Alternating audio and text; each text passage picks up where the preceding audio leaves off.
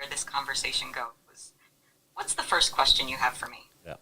Hey, welcome back, everybody, for a special episode of Turn the Lens. I want to give a shout out right out of the gate to Yadin Porter de León. He used to be at VMware. He's taken some sabbatical right now with his family. Good for him.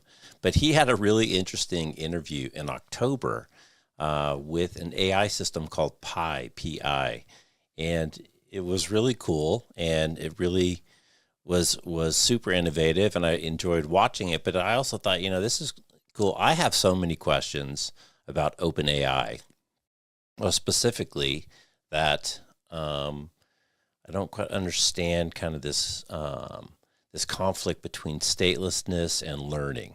That's the big issue that I'm trying to get. And how does it improve? And how do we get our own version of OpenAI, which they talked about so much in the developer conference a little while ago, which I did. How do we train it? How do we help it? So in the spirit of that, and kind of in the spirit of my, kind of exploration of some of these digital, virtual, not quite real spaces, I thought, let's do the same thing that Yadin did, and we'll have an interview with OpenAI. So I'm going to try to let this just run like a regular interview. I've never done it before, so there might be some stop and go on the engagement with the actual app. I've just got my phone, just like Yadin did, on a stand here.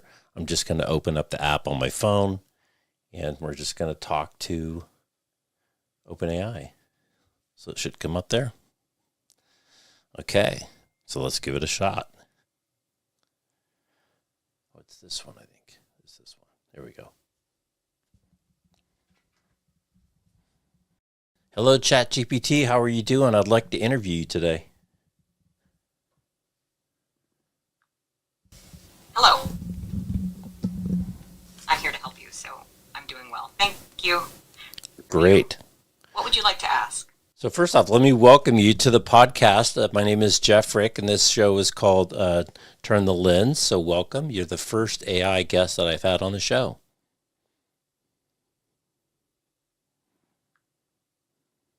Thank you, Jeff.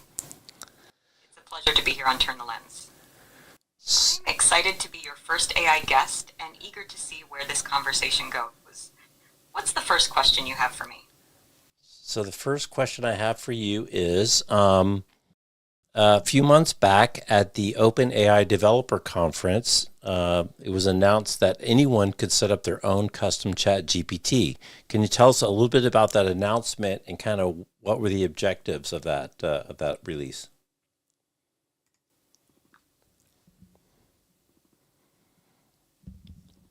Yes, at the OpenAI Developer Conference a few months ago, it was announced that developers could create their own custom versions of ChatGPT. This move was aimed at broadening the accessibility and versatility of the technology.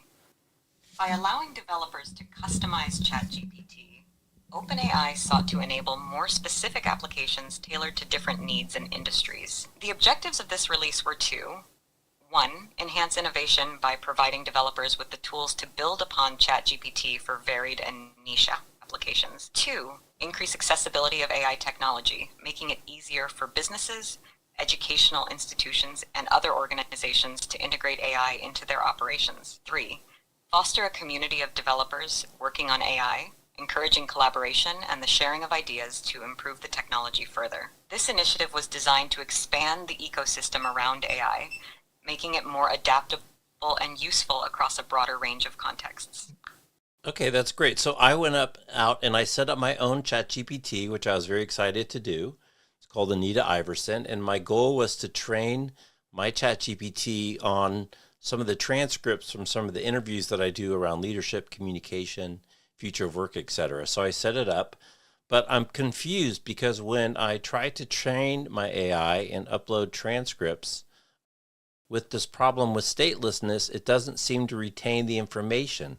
And I've also heard that, actually training the AI is different than influencing it. So how does it learn if it has this stateless issue, if it doesn't retain the information as I try to teach it?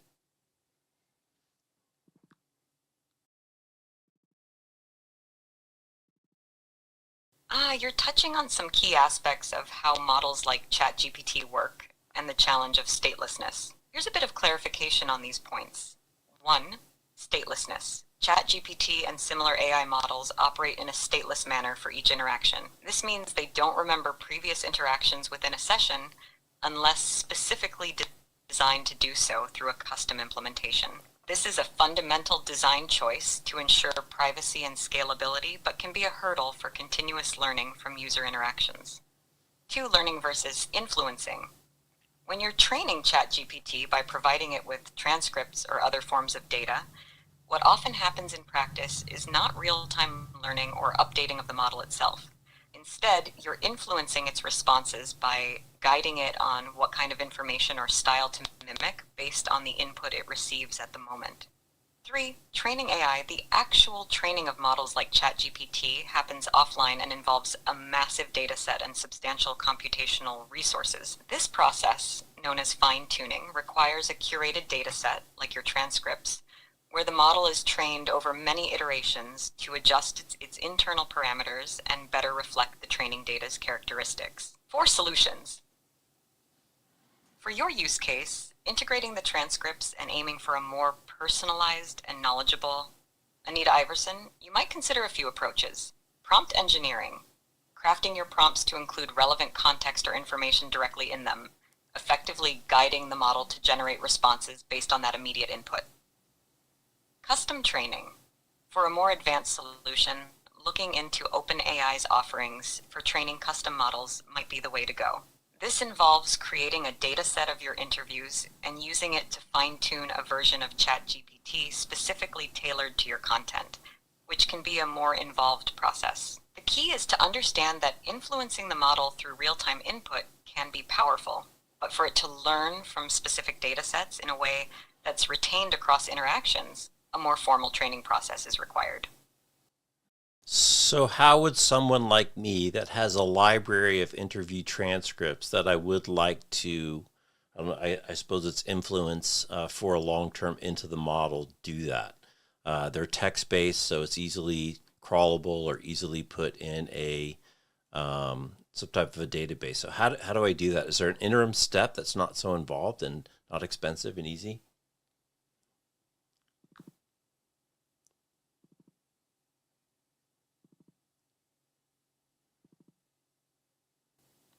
For someone with a collection of text-based interview transcripts looking to influence a model like ChatGPT in a more persistent way without delving into the complexity and expense of custom training, there are a few strategies you might consider. Contextual prompting. You can manually integrate information from your transcripts into the prompts you give the AI.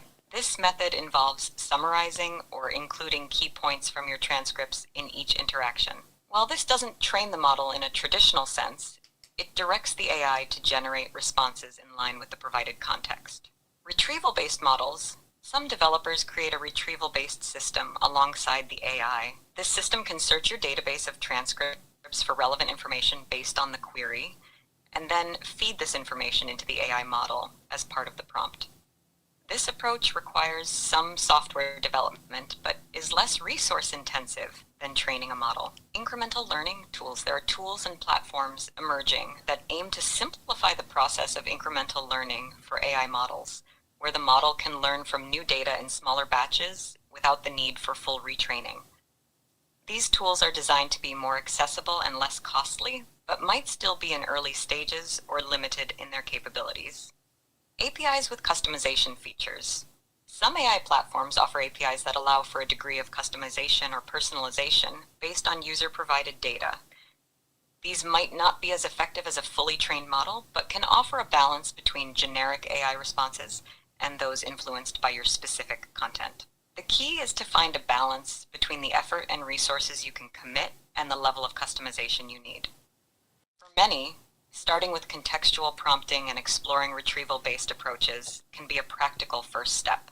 As your needs grow or become more defined, you might then consider more involved solutions like developing a retrieval-based system or exploring incremental learning tools.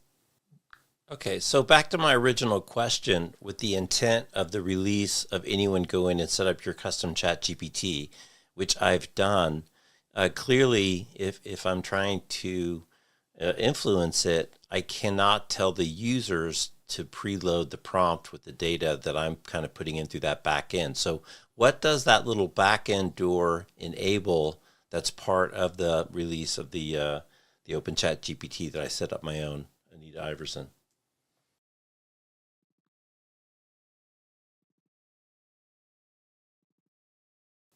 The feature you're referring to, allowing anyone to set up their custom version of ChatGPT, typically includes capabilities for fine-tuning the model on specific datasets. This means you can train the model on your library of interview transcripts to influence its responses directly, without needing users to preload prompts with specific data. Here's how this can work for your setup with Anita. 1. Fine-tuning.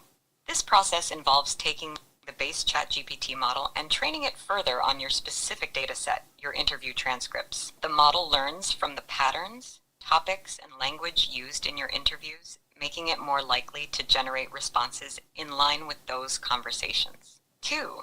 Custom integration.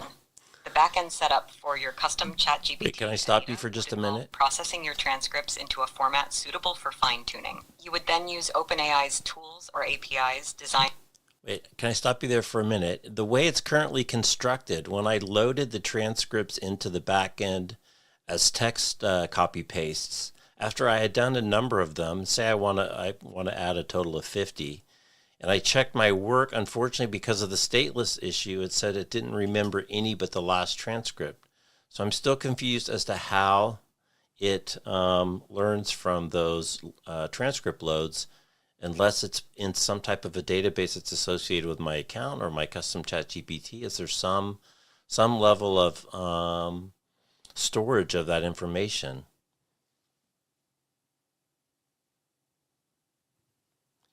Did you get that last question? If I've set up my own custom chat GPT and I load transcripts into the back to give it information, how does that stay relevant if it doesn't retain it over a period of time, or does it stay in there someplace?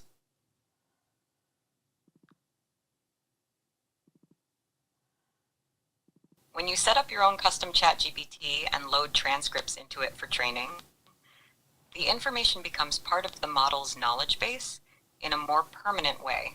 Here's how it works. During the fine-tuning process, the transcripts you load and use for training are integrated into the model's parameters through fine-tuning. This process adjusts the weights within the model based on the patterns, topics, and specific language used in your transcripts. It's not about retaining individual pieces of information or specific conversations, but rather about adjusting the model's internal structure to make it more likely to generate responses in line with the knowledge and style found in your transcripts. Okay, Of training. And does it retain? Once the model is fine-tuned with your transcripts, Okay. the adjustments made to its parameters are saved, making Okay. the influence of your transcripts permanent for that version of the model. This means the model doesn't forget this training over time. Every time the model is used, it will generate responses based on its trained state, including the influence of your transcripts. Updating the model. If you wish to update the model with more recent information or additional transcripts, you would typically need to go through a similar. Okay, so that's very helpful. So I have another question. I'm curious to know the extent of the data set that you're pulling from. I got a hallucination that indicated clearly that LinkedIn was not part of the data set. And how do I know the extent or the reach of the data set in which the model is searching or training?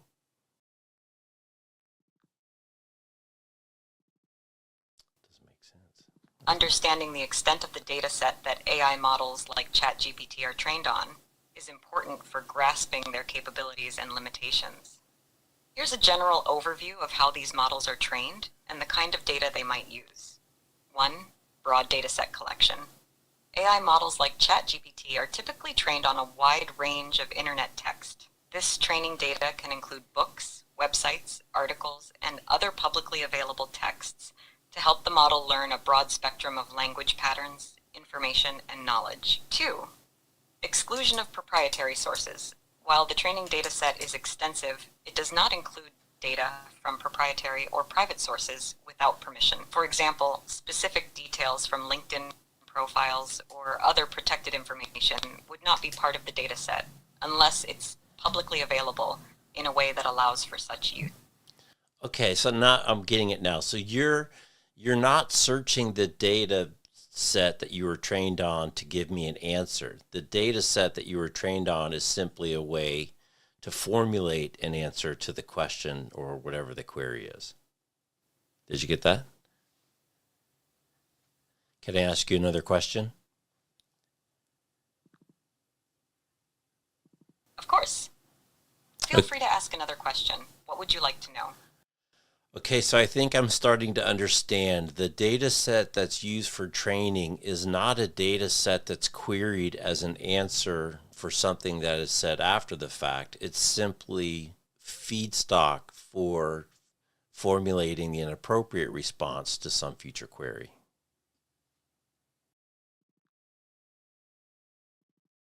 Exactly. You've got it right.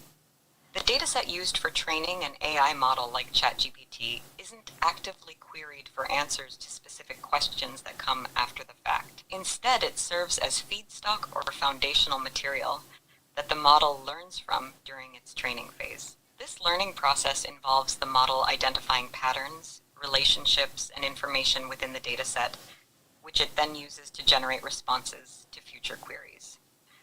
The model doesn't access or search this dataset in real time when it's generating responses. Instead, it relies on the knowledge it has internalized during training to produce relevant, coherent, and contextually appropriate answers based on the input it receives. It's a bit like how a person learns from reading books or articles. They don't look up information from those sources each time they have a conversation, but rather draw upon what they've learned and internalized over time to inform their responses.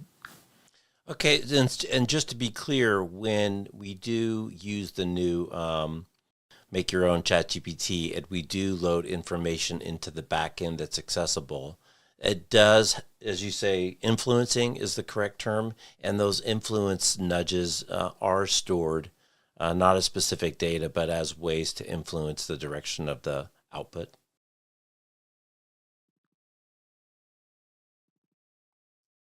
Yes, you've summarized it well.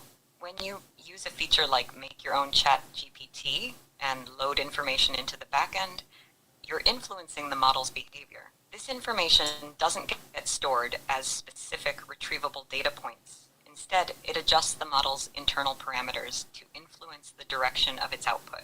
This process of influence is akin to fine-tuning the model on your specific dataset. The model learns from the patterns, styles, and topics in the data you provide, which nudges its responses to reflect the characteristics of that data. However, the model doesn't remember the data as distinct pieces of information to be accessed later. It incorporates the essence of the data into its overall understanding and response generation mechanism. So when the model generates responses after being influenced or fine-tuned with your specific data, it does so by drawing on the adjusted patterns it has learned, guiding its outputs to align more closely with the nature of the input it was trained on. Okay, but the nudge stays for subsequent sessions. I guess the question is, I'm trying to figure out how much investment I should make in inputting data to nudge the model when I was kind of disappointed that it felt like with the statelessness that it didn't remember all the stuff that I had put in. But you're telling me it's going to retain that nudge?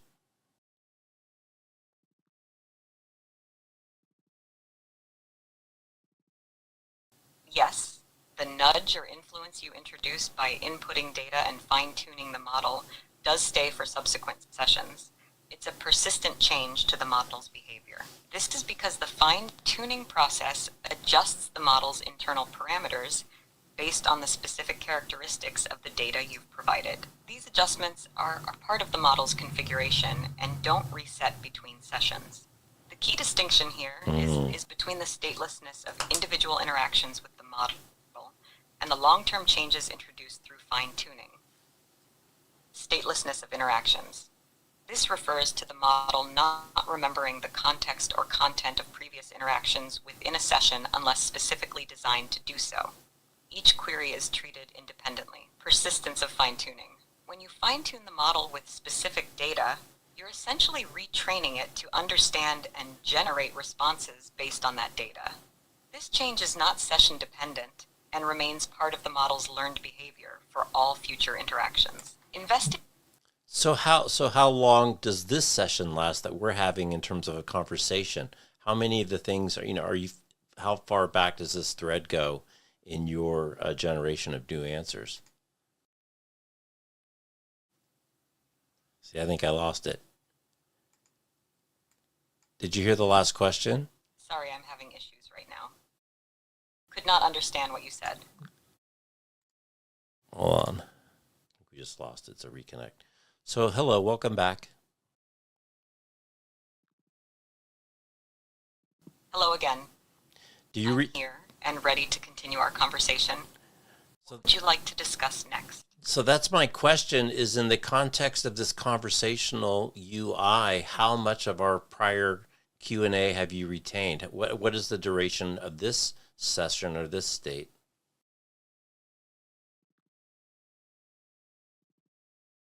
In the context of our conversation, I don't retain information from prior interactions or data.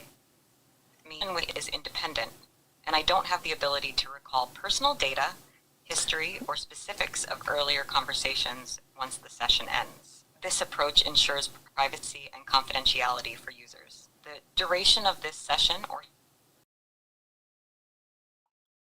I'm having internet issues. We're having internet issues today. Internet issues everywhere. I have to reshoot this again. But this is a fun experiment. I guess she's connecting again. How long is the session in the context of this conversation?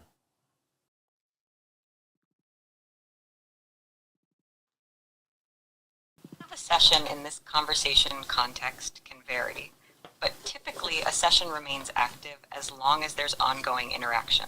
If there's a period of inactivity, such as no questions or inputs from you for an extended time, the session, meaning any temporary context or state, is cleared. For most conversational AI platforms, this period of inactivity might be a few minutes to several hours, depending on how the system is configured. However, without specific user activity, I don't have a fixed timeout period to offer, as it greatly depends on the platform's design and the environment in which the AI is operating.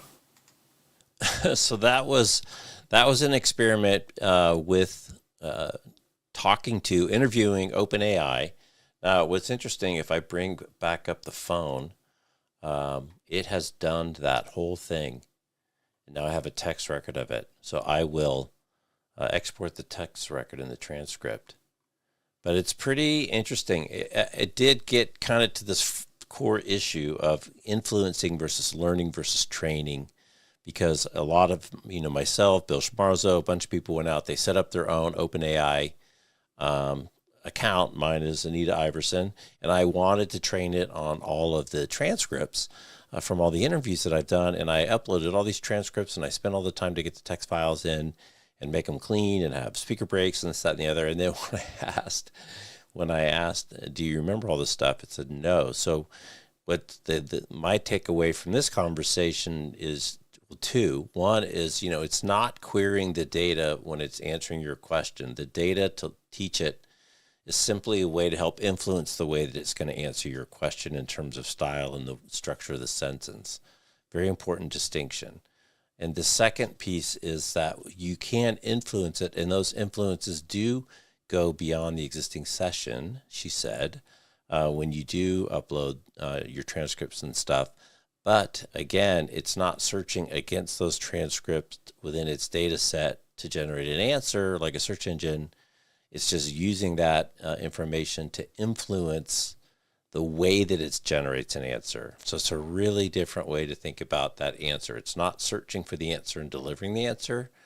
It's creating the answer based on the way it's taught to communicate with what it thinks is the best probability of a correct answer. So interesting conversation. Thanks for staying with us through this kind of AI exploration. We're going to continue to do cool new things. Yadin, great job for doing the first one of these and being really the inspiration. You had a whole different set of conversations around AI assistance and helping. But the best way to kind of figure out what's going on is to jump in the pool and get wet and try it and see how it feels with what you think it might be able to help you with or not. But we're certainly not there yet, but you don't want to get too left far behind. So thanks for watching another episode of Turn the Lens. We keep turning the lens and looking at things through different lenses. Thanks for watching. Thanks for listening on the podcast. Catch you next time. Take care. Bye-bye.